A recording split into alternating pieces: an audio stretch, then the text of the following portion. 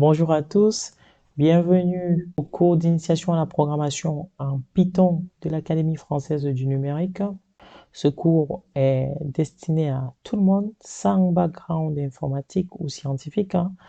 Il s'adresse tout simplement à des gens qui sont intéressés par la programmation. En fait, il faut savoir que l'une des valeurs de l'Académie française du numérique est la diffusion des savoirs. On estime chez nous que n'importe qui devrait avoir accès à la connaissance, notamment en programmation. C'est pourquoi on réalise ce cours de façon qu'il soit accessible à la majorité d'entre vous, à toute personne qui est intéressée par la programmation en Python. Alors, il faut savoir que Python, c'est un langage de programmation très utilisé dans le monde. On va le trouver dans de nombreux domaines, aussi bien en physique, en chimie, en mathématiques, en économie, en finance, en géologie, en géosciences, en médecine. On va également utiliser du Python. C'est ce qu'on appelle un langage open source, gratuit. Il faut savoir que Python est ce qu'on appelle un langage interprété comparativement à certains autres langages comme le C ou le C++, qui sont des langages compilés. Ceci étant dit, Python est donc facile à prendre en main, accessible à tout le monde. Alors, pourquoi ce cours d'initiation à la programmation en Python? Tout simplement parce que Python va se retrouver dans la plupart, pour ne pas dire dans la totalité de nos programmes de formation. C'est-à-dire, on va retrouver la programmation en Python aussi bien dans le MBA d'assistant de recherche en partenariat avec l'Université d'Harvard. On va également trouver du Python, de la programmation en Python dans le MBA de Data Science en partenariat avec la même université d'Harvard. On va également trouver du Python dans les formations de développeurs web, développeurs en Java, développeurs en PHP. On va également retrouver la programmation en Python dans le MBA de programmation, probabilité et finance. Il faut savoir que tous ces programmes se trouvent sur notre site internet à l'adresse French Tech Academy, Academy avec IE à la fin. Comme je l'ai dit auparavant, ce cours d'initiation à la programmation en Python est un cours de l'Académie française du numérique. Donc, vous avez les coordonnées ici. Voilà, vous avez le site internet, le téléphone, et nous répondons également par WhatsApp, n'hésitez pas. Ici, je vous ai mis une citation de Napoleon Hill, qui est un grand auteur américain très connu et qui a travaillé sur le développement personnel, et nous dit tout simplement que tout ce que l'esprit peut concevoir et croire, il peut le réaliser. Autrement dit, l'échec n'existe pas. Tout ce qui compte, c'est notre capacité à atteindre nos objectifs.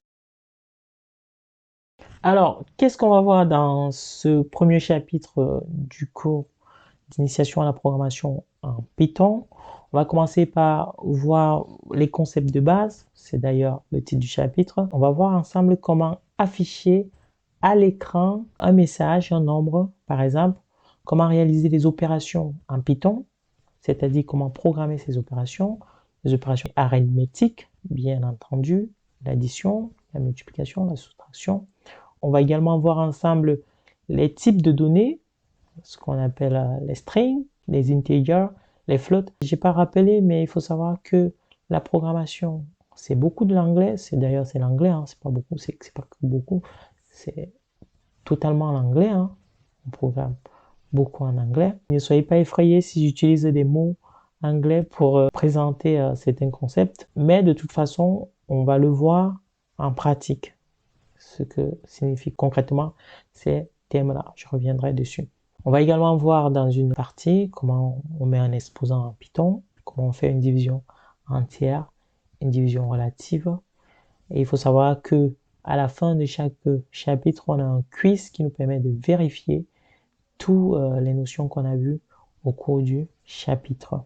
Pour la suite, je vais supposer que vous avez déjà installé Python. Il faut savoir que je vais faire une autre vidéo dans laquelle je vais vous montrer comment installer Python. Si vous ne parvenez pas à installer Python, de toute façon, vous pouvez m'envoyer un message, je vous répondrai. Alors, commençons par voir comment on affiche à l'écran un texte, un nombre. Par exemple, ici, on va essayer d'afficher Hello World sur notre console Python. Pour cela, on va tout simplement aller dans Python, hein. Je vais vous montrer. Je vais dans Python. Hop. Il faut savoir que j'utilise Spider. Vous pouvez utiliser PyCharm. Il y a plusieurs outils qui nous permettent de programmer en Python. Si vous ne voulez pas utiliser PyCharm, vous pouvez également utiliser des interpréteurs en ligne, parce que vous pouvez faire du Python carrément en ligne sans rien installer. De toute façon, si vous avez des questions, n'hésitez pas à m'envoyer un message, je vous répondrai. Là, je suis dans Python, là j'ai mon Spider ouvert, hein. J'ai ici le cadre réservé à la programmation aux lignes de code. Je les écris là. Ici, j'ai ma console pour voir le résultat de mes programmes. Et ici, j'ai un autre écran qui me permet de vérifier les variables, hein, le type de variables, les variables qui sont utilisées. Si j'ai des plots, c'est-à-dire des graphiques. Pour afficher le texte Hello World, il suffit tout simplement de taper l'instruction print, hein.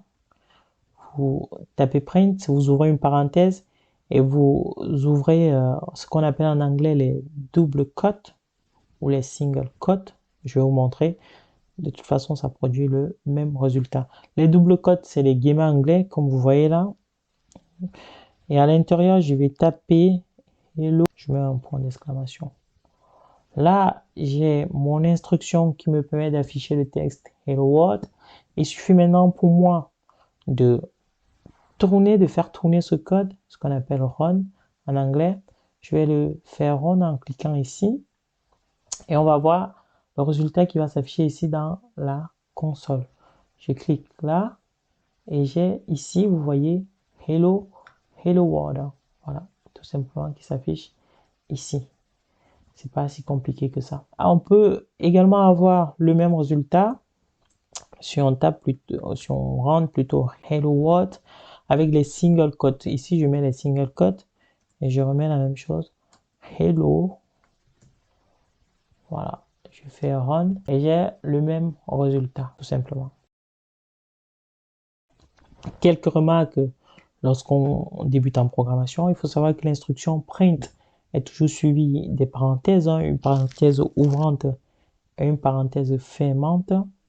D'ailleurs, c'est la règle, hein, lorsqu'on ouvre une parenthèse en programmation, il faut qu'on la ferme, tout simplement.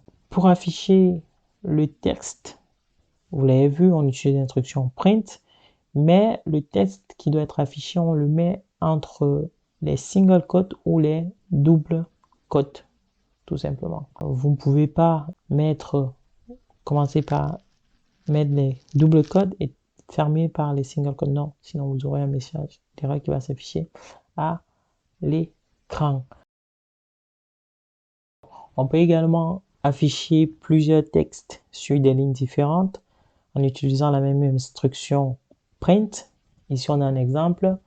On va print la pluie, print et print le beau temps. On aura donc 3 lignes sur lesquelles vont être affichés ces différents textes. Allons dans Python tout de suite pour voir ce que ça donne. Vous avez ici la première instruction, print la pluie, la deuxième instruction, print et la troisième instruction, print le beau temps. Je vais maintenant tourner ces 3 instructions en cliquant tout simplement sur ce bouton. Et on peut voir ici apparaître la pluie est sur la première ligne et sur la deuxième ligne, le beau temps sur la troisième ligne. Voilà comment vous pouvez afficher tout simplement plusieurs lignes les unes à la suite des autres. Pour afficher un nombre ou un chiffre, c'est pas différent de ce qu'on a vu précédemment pour le texte. Il suffit tout simplement de ne pas mettre les singles ou les doubles quotes. Vous mettez le texte à l'intérieur de l'instruction print. Comme par exemple ici, vous avez print 13. On va voir en Python ce que ça donne. On va dans Python, hop, On va afficher print, voilà, 13. Et on va tourner pour voir. On a ici le chiffre 13. On peut afficher ainsi plusieurs chiffres, hein, si vous voulez. Print, on va afficher 12. Run, on a ici 12. Vous avez vu, c'est pas si compliqué à manipuler.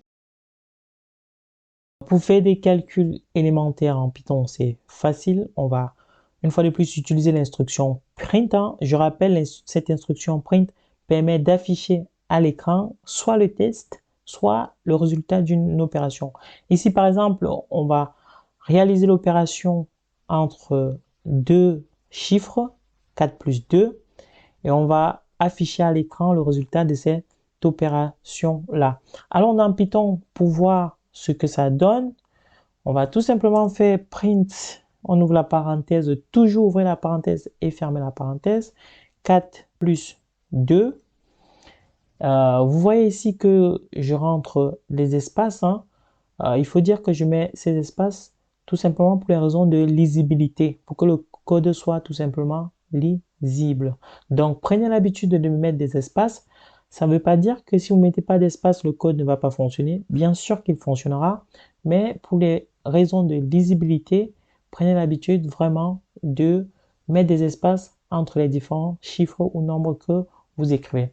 Alors, le résultat de cette opération, c'est 6. Hein. On va tout simplement voir dans la console ce résultat. Hop, on a 6. Voilà. On peut également faire d'autres opérations. 6 plus 3 moins 1. Vous avez vu ici que je vais essayer de rajouter les espaces pour que ce soit lisible parce que sinon c'est un peu touffu là. Là, je mets un espace là et je mets un espace. Là, c'est plus lisible.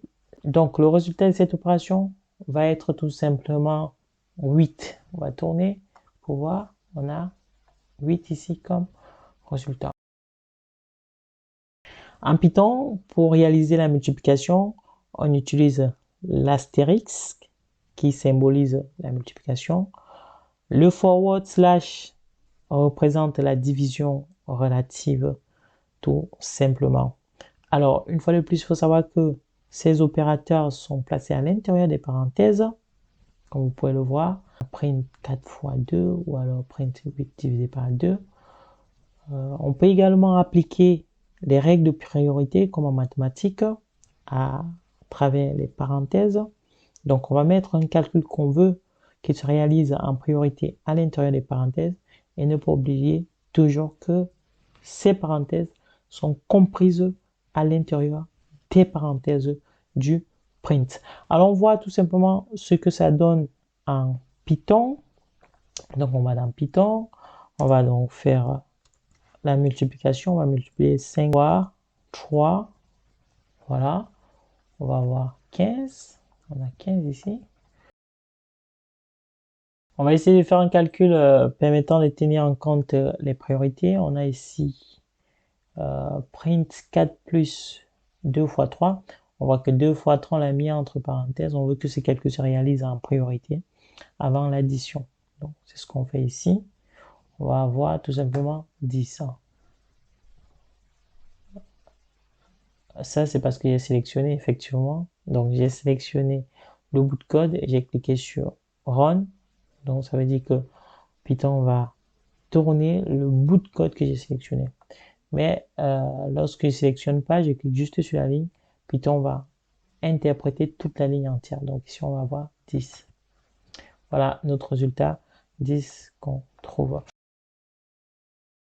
La division relative se caractérise par le forward slash, donc un seul forward slash, tandis que si vous voulez réaliser ce qu'on appelle une division entière, c'est-à-dire le quotient est un nombre entier, vous utilisez le double forward slash, donc 2 forward slash tout simplement.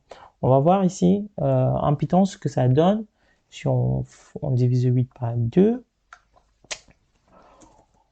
Voilà ce que ça donne. On fait print 8. On va faire relative. On va avoir 4.0. C'est ce qu'on trouve ici. 4.0.